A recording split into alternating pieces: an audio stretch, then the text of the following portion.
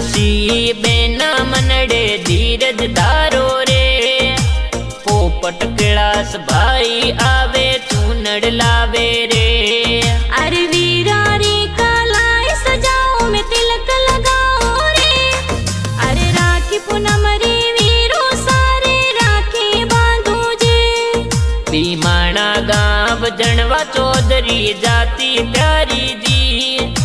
राखी मनावे बेन भाई रे राखी बांधे जी।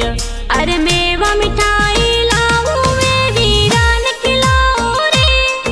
अरे मारे लड़कियां वीरा रे मैं निजरे उतारो रे। शंकर जी पापा कन कौम मिला डल डावे जी। राखी रा घर आवे भाई बहन राखी बांधे जी। अरे भाई बहन रो पावन त्योहार आयो रे। अरे राखी वाला गाना बाजे प्यारा लागे जे। विनायक स्टूडियो वाटेर में गाना बाजे जी। अरे फिल्म मोहनलाल भाटी गाना बनावे जी।